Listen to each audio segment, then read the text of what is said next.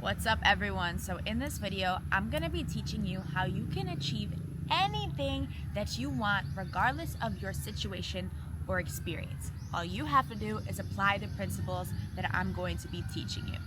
My name is Brianna, aka Barbie. I'm currently living in the Philippines now for 2.5 years. I'm originally from the United States. I have successfully started multiple businesses, some online and in person. I have basically started over 3 times, living in different countries, traveling the world, all while being financially free and being able to give back to the community at the same time. So I'm going to be teaching you 3 pillars that I live by and sharing my experiences, what have gotten me to where I am at today. So follow along this video to see the 3 pillars as well as my experience and how I think it's going to bring a lot of value to your life. Let's go.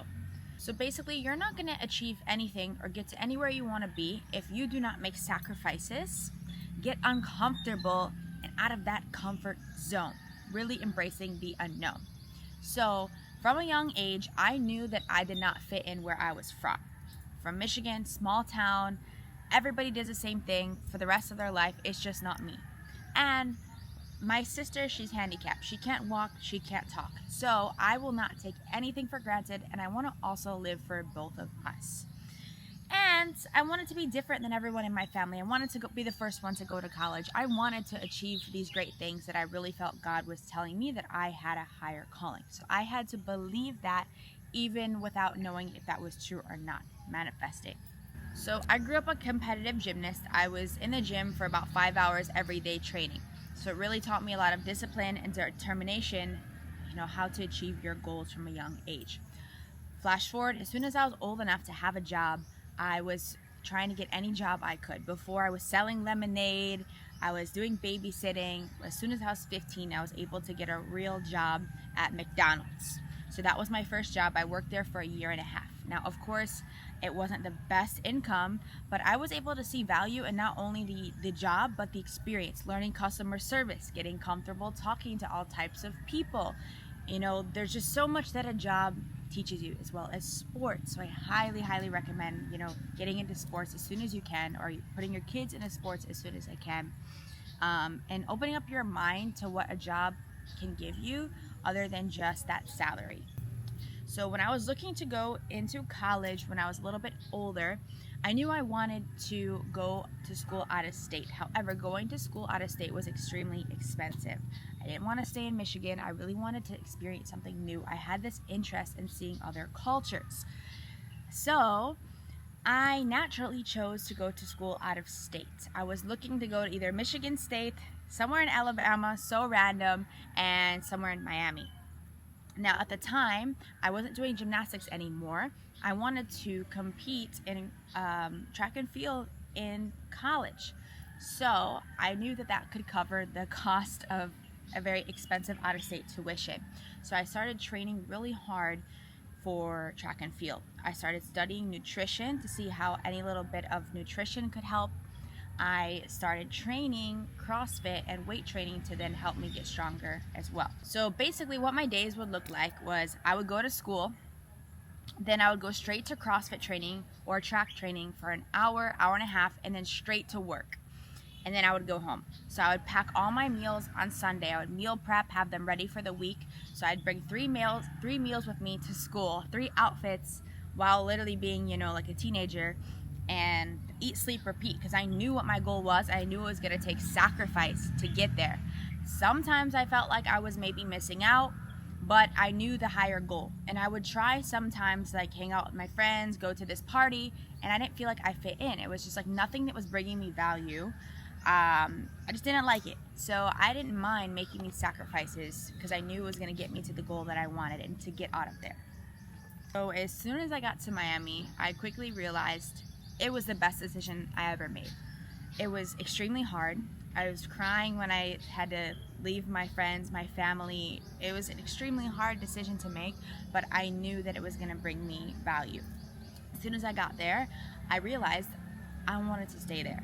So the first thing I did while going to school was I looked for a job. I got any job, the first one that would hire me, and it was literally at like a fast food type, like a Chipotle style restaurant, and I only stayed there for about 3 weeks. because in the meantime, I still kept looking for a better job. I was training CrossFit and I wanted to compete. I wanted to be professional. And somebody at my gym was working with FedEx, so they said that there was some opening. So I ended up getting a job at FedEx, which was unloading and offloading cargo onto airplanes.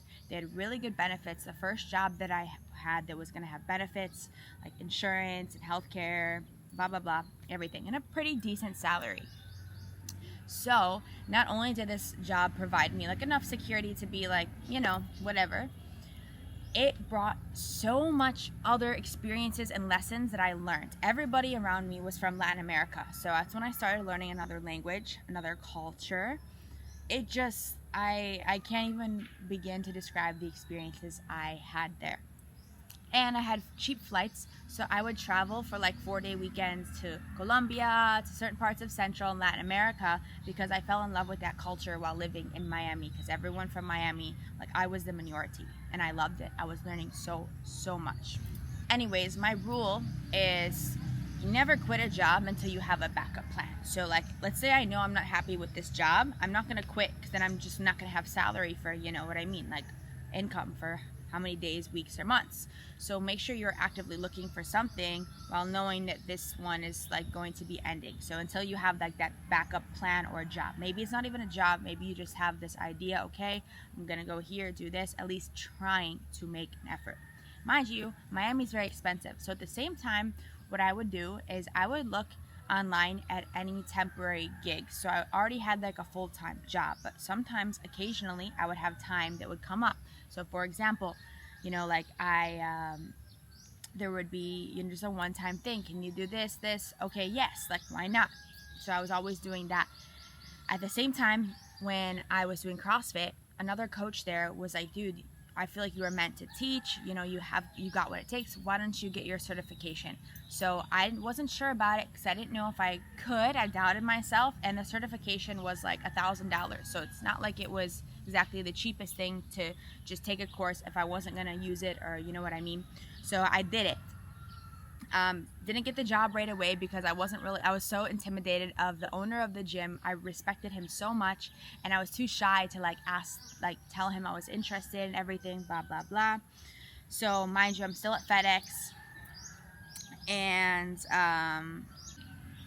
this was the time, the pandemic, and I was still working my job because actually, places like Amazon and online got busier. So my job was normal. I would work out the entire day, but the gym was closed, so they were able to lend us equipment. So I'd go to a parking lot with my training partners. We would train there for like 4 hours outside in the sun, and then I would go to work. So finally the gym was able to reopen, but only outside after some months. And I remember at the same time there was like an issue with some Black Lives Matter happening in the States as well. And I remember the owner of the gym who was coaching this class specifically was trying to, get us to have like a connection at the end. And he asked something about like why we think what's going on in the world and like what could help it. And he was going more for, like, for example, I remember I stood up and I answered saying, I think that if everybody could understand each other a little bit more, put themselves in each other's shoes, understand we come from so much different backgrounds and we don't know your story. I don't know what you're going through. I don't know what you have went through. So if I could just try to understand a little bit, or at least be open-minded before judging, I think that would make the world a lot better place. You know what I mean? We're all different people, and we're supposed to be. Imagine if we all thought the same. That would be so good. You know what I mean? So when he saw that in me, and afterwards we had a conversation, and he told me, he's like, okay, like I want to hire you. So I started coaching, and it was scary because I was coaching where the gym was is a pretty nice area in Miami. I was coaching doctors, entrepreneurs. Everybody was older than me, you know what I mean? I'm like, I'm 19 years old, and I have to get this like 40-year-old, 50-year-old doctor, an educated professional to like listen to me. It was scary and intimidated, but I learned so much from that experience. And also, how I was able to like afford Miami. Miami is insanely expensive, so I always had roommates. My first year, I lived on campus in school. After that, I knew I wanted to stay. I was working full-time, training full-time. So I started actually doing online school so I could work more. That's how I was able to sustain the full-time at FedEx. So then I could do the homework whenever I had the time, like the weekends, homework, randomly whenever I had time. So then I always would have a roommate. My first house that I moved into actually was where you just rent a room. So you paid $1,000 for a room, and it was supposed to be like a 5-bedroom house. But the way the landlord renovated it, it had literally like 9 bedrooms. So I had 9 roommates. 7 of them were guys, 3 of us were girls. So that was an experience. I did that for 3 months. One of the girls I hit it off so well with. We decided to get our own apartment together where you actually sign like a proper lease, and you had to lease it for 1 year. So we did that throughout my years for the following 3 years in Miami. So we had our own rooms, but a 1-bedroom apartment was almost just a few $100s cheaper than like a 2-bedroom apartment. So mind you, my roommate, she was my best friend. She was 27. And I was like 19, 20, so it was really weird of the age difference, you could say, but we connected so well.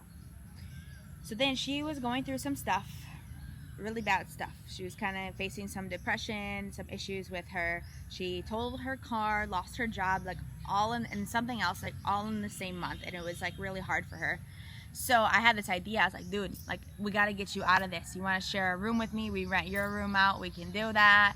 Or what we ended up doing was we went down to South Beach in Miami, where it's like very touristy, especially during spring break, and we would sell water. We would we would buy the packets of water and sell them for like $2 or $3. And mind you, the entire thing is $2 itself. So we would make like $300 in like an hour doing that.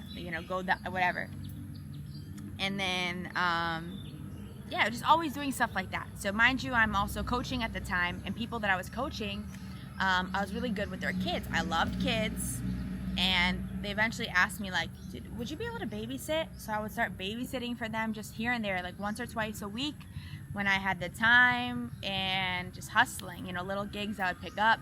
I told you sometimes I found this one gig where it was like a birthday party for kids, and I had to dress. I literally had to dress in a costume, like those giant mascots, and do activities with the kids. Like it was crazy. I was hustling out there, but I loved it. Like everything I did brought experience. I wasn't only looking for the money. I knew that like it's so important to have connections. So important. So every time I did something, it was networking. It was, like learning, or like my brain started seeing there's ways to make money everywhere you go. So mind you, I'm babysitting these kids, and then they asked me, they're like, we really want our kids to do gymnastics. Like, could you try to train our kids? So we started with like a private personal training group, and then all the other moms and dads saw like what was going on. They're like, dude, we want to do our kids too. Like, this is great. So I accidentally ended up starting my own business within the gym of like a kids class. So that was a whole nother thing. I was learning how to market it, learning how to get, everything. Like I was like so ready to go all in on this and wanted to change kids' lives because they're so young. I really see the value in starting sports when you're young, and you know what I mean. So yes. I didn't really realize this video was going to be like my life's story, but I felt like it's about time because a lot of you follow my journey, so kind of wondering how I've gotten here. I've skipped a lot of these steps, but I also think me explaining my experience, like it's not just to brag about me. I believe can really offer, like people can apply it to their lives. Not exactly, but in your own way, right? So yeah, long story short, I was in love with my life in Miami. But after my 4 years, the last 6 months of the 4th year, I really felt that I was getting every sign from God that chapter was done and it's time for a new one. So one day I'm scrolling on Facebook to sum it up, and I saw the opportunity to come here in Siargao. Now, it wasn't just like, let me book a flight to the Philippines, Siargao. Again, I always have a plan, somewhat of a plan. So it was a post explaining there was a typhoon here, and this CrossFit gym had been completely devastated from the typhoon. They're rebuilding, and they wanted to hire another coach while in 2 or 3 months ready for reopening. So obviously I scrolled past the post knowing that like no way can I move to Miami, can I move to the Philippines, right? But I had this feeling. Had it. Long story short, so many other signs told me it was time to get out, time to say yes. So what I did was I told everybody I was going for 2 to 4 months, like a vacation, but still with experience. I would never go in completely blinded. I knew with the CrossFit gig, you can't work in the Philippines as a foreigner, but they were covering my accommodation, food, everything, all expenses paid for. So I was like, okay, like a volunteer type of thing. So what do you spend most of your money on? Like accommodation and like food, you know what I mean? So I was like, okay, like at least I'm going in with something. And not only is it covering some expenses, it's gonna allow me to meet people. If I'm coaching people, the coworkers, the clients at the gym, I'm gonna meet people, you know, so I trusted that it was gonna work out. But I sold everything I had. The only thing I didn't sell was my car, which I eventually did that later from still when I was here. But it was easy. It's easier. Don't tell people your plan. You don't owe an explanation to anybody. I'm young, I'm single, you know, I'm not married, I don't have kids, so it's a little bit easier for me to like not have to explain. But like my job, my parents, my everything, my parents were in Michigan. I was already living away from them, so I was used to being alone. But I just told everybody 2 to 4 months. Even now deep down I wondered if it was longer. 2.5 years later, shit, it was definitely longer. But yeah, like always go in with some sort of a, you know what I mean, like security plan.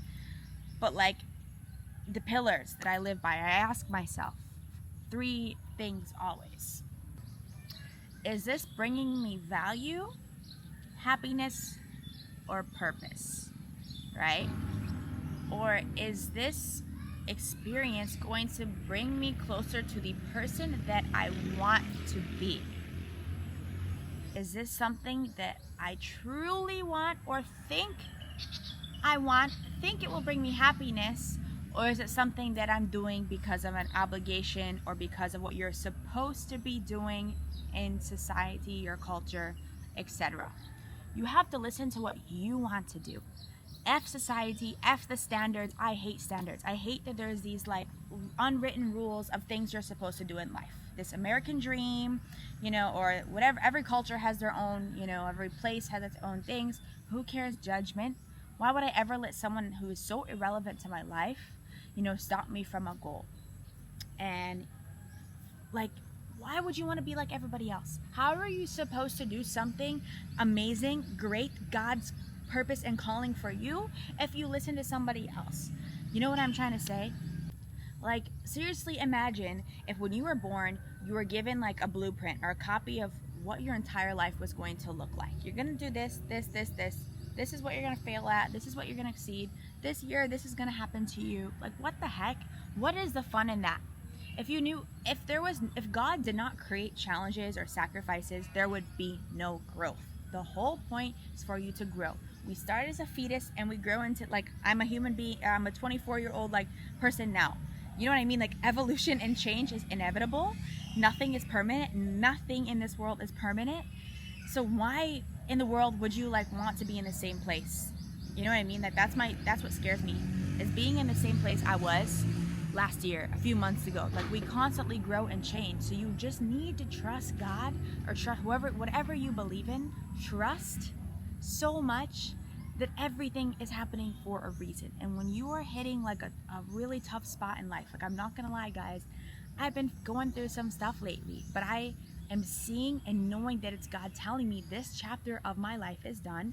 What used to bring me value is not bringing me value anymore. What serving me in the past is no longer. I learned my lesson. I grew I learned my lesson from what I was supposed to from this place, this person, this experience. It is time for the next one if I want to continue to reach my highest self. You know what I'm trying to say?